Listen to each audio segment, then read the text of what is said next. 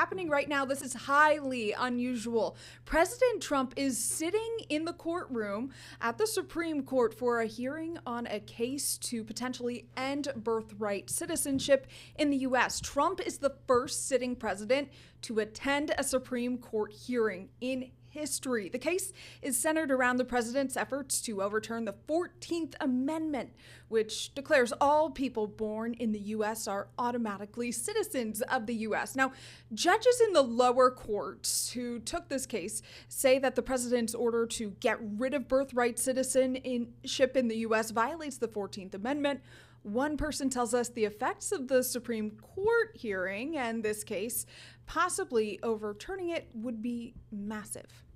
To say that this is only going to affect Latinos is absolutely ludicrous, right? This is going to affect every single American, because think about it. When you go to the voting booth, you're no longer going to be able to prove your status by just your birth certificate, ID. That's no longer going to be a thing, right, if this goes through. A lot of questions. We're expecting a ruling in the case by summer. These things do take time. Sometimes they do get held up. But again, the headline here is that President Trump is in that courtroom right now. And this is a case that his administration has brought forth and they are fighting for. So, Shanika, again, very unusual, to say the least. Very unusual. And more so, it will change people's lives, right? Then thinking about what would happen if this does play out. The presumption that people come to the United States to give birth. Yes, of course, of course. But again, some feel very strongly that it's inherent to being born in the U.S. That makes you an American.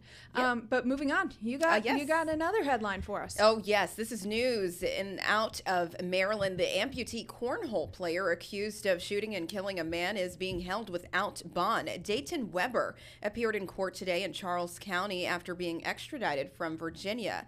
And Charles County deputies, they say he shot and killed Braddock Wells last month.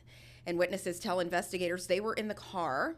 Those were the both men. Weber shot Wells during an argument, and Weber then asked the witnesses to help him dispose the body, but they refused. So Weber then dumped the body and ran off to Virginia. He was arrested days later, and the next hearing for Weber's case is May 6th. And Haley, this became national news. I have seen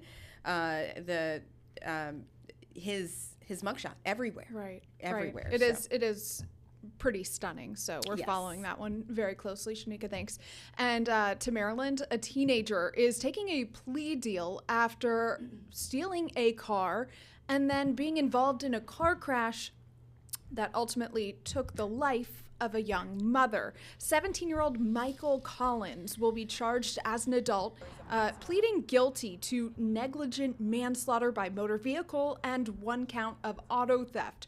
3 other teens were involved in stealing the car, allegedly, but Collins was driving when the car went through a red light and crashed into 35-year-old Shantae Canty's car.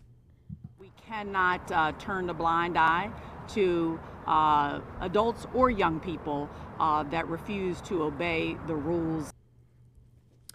And Shanika, just really upsetting here. And of course, the family waiting to have their moment in court to address the person responsible for taking Miss Canty's life. But one single moment, you see there the video from the scene on your screen. And Shanika, I've got to say it, as we're coming up towards summer, this is where we see typically, historically, a lot of incidents with teens on the road.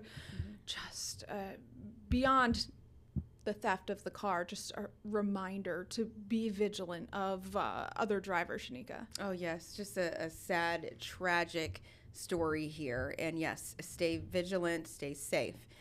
All right, now let's also in Maryland, Montgomery County Police, they've released body camera footage. This was on Tuesday, showing what led up to the shooting of a man who police were chasing. Now, the shooting happened back on March 24th. Officers said they were patrolling the area along Contour Road in Montgomery Village. This is after receiving community complaints of criminal activity. Body camera footage shows the foot pursuit taking place at an apartment complex. Officers can be heard yelling and telling Duvall to stop for county police several times, but he did not. Now, the officers called for medical help, asking Duvall where he had been hit, and they helped him until medics arrived to take Duvall to the hospital. He was treated and released into police custody that same day, and Duvall faces several charges, including attempted first-degree murder. All right, Shanika, thank you. And dozens of people from across the DMV protesting outside of the Washington County Commissioner's building.